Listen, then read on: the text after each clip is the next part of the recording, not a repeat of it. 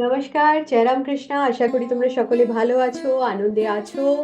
আজকে হচ্ছে মহা অষ্টমী এবং মহা অষ্টমীর দিন মা মহা গৌরী রূপে পূজিত হন।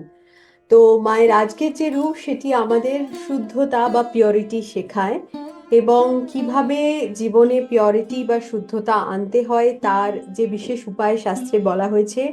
তার মধ্যে কিন্তু একটা খুব বড় উপায় হলো কর্মযোগ, যেটা নিয়ে আমরা আমাদের অন্য ভিডিওতেও আলোচনা করছি।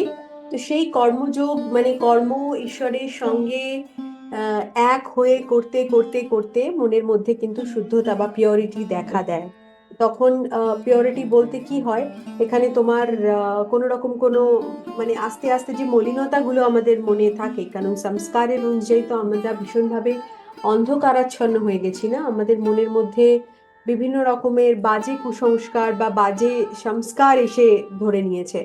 তো সেগুলো থেকে বেরোনোর জন্য যত আমরা অভ্যাস যোগ বা যত আমরা সৎ কর্ম বা ভালো কর্ম বা ভালো জিনিস শোনা, ভালো জিনিস নিয়ে আলোচনা করা, এই সমস্ত করব, তত আমাদের মন কিন্তু ধীরে ধীরে পিওর হতে থাকবে, পিওরিটির দিকে যেতে থাকবে। মানে যেখানে কোনো রকমের কোনো কর্মবন্ধন থাকবে না, যেখানে কোনো রকমের কোনো হিংসা, লালসা, লোভ, অন্যের অন্যের দেখে আমার কেন এটা নেই, বা ডিপ্রেশন, দুঃখ, কোনো কিছু থাকবে না।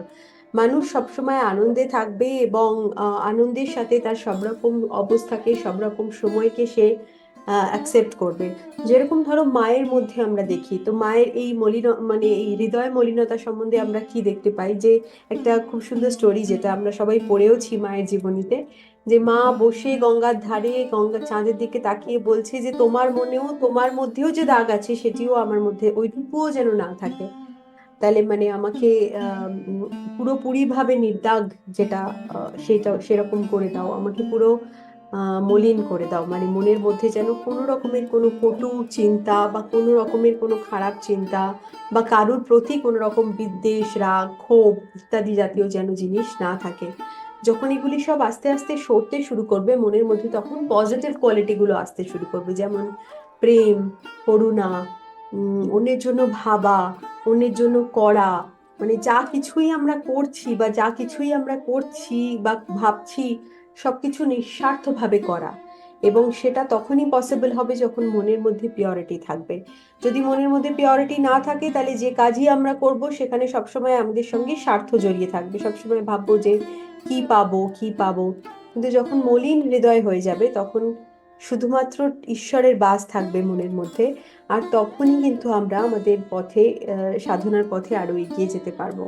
তো মায়ের আজকে যে রূপটা, সেটি আসলে পার্বতী বা গৌরী যেটাকে বলা হয়, যে সেই দুই হাত দেখা যায় মায়ের, এবং ষাঁড়ের ওপরে মা বসে আছে, তার কারণ সেটা আইডেন্টিফাই করে সে আহ শিবের বা শঙ্করের পত্নী।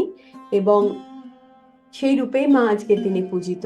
তো মাকে বিশেষত আজকের দিনে যেটা দেখা যায় সেটা হচ্ছে একদম একটা গৃহবধূর রূপে, এবং সাদা শাড়ি পরে, মানে ভীষণই একটা সুন্দর পিসফুল একটা ভাইব্রেশন মায়ের আজকের যে রূপটা সেটি আমাদের সকলকে দেয়। মানে মা দুর্গার মধ্যে যে এত মলিনতা, এত কোমলতা, মানে দেখো, সেই জিনিসটা কিন্তু আজকে মায়ের রূপটা থেকে আমরা শিখতে পারি। মানে এই নবরাত্রির প্রতিটা দিন আমরা দেখছি যে কত রকম ভাবে মা আমাদের কত কিছু শেখাচ্ছেন। মানে কালকেই আমরা দেখেছি, কাল রাত্রি মায়ের রূপ ছিল, সেই রূপে মা কিন্তু সকলকে বধ করছে, কত ফিয়ার্স, কত মানে রাগ, কত আহ মানে দেখে মনে হবে যে বাবা এ তো সবাইকে মানে পুরো দুনিয়াকে শেষ করে দেবে, এরকম মায়ের রূপ।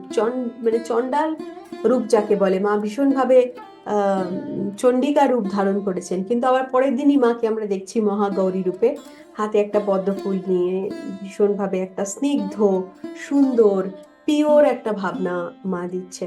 আহ কিছু পার্সোনালিটি থাকে যাদের সাথে আমরা মিললেই মনে হয় যে কতটা কোমল, কতটা সুন্দর, পিওর একটা ভাইব আসে।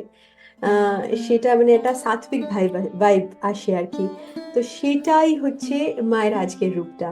উম, এই মানে এই 3টে দিনে আমরা কত রকমের গুণগুলোকেও শিখেছি, মানে এক একটা রূপ হচ্ছে এক একটা গুণকেও আমাদের শেখায়। তো আজকে যে মহাগৌরী রূপ সেটা কিন্তু একটা সাত্বিক রূপের আমাদের নিদর্শন দেয়, যেখানে মা খুব স্নিগ্ধ, সুন্দর, মলিন একটা রূপে আছেন, এবং তার এই স্বরূপটি আমাদেরকেও আহ সেই দিকেই যেতে সাহায্য করে বা সেই দিকে যাওয়ার পথে অনুপ্রেরণা দেয়।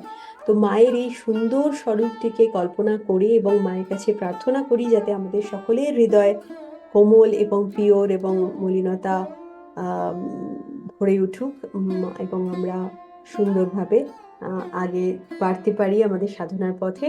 ঠাকুর মা আমাদের সকলের ইষ্টকে সাথে রেখে তোমরা সকলে ভালো থেকো, আনন্দে থেকো। আজকে ভিডিওটা এখানে শেষ হচ্ছে। আগামীকাল নবরাত্রির লাস্ট দিন, লাস্ট ভিডিওটা কালকে আসবে। জয় রাম কৃষ্ণ।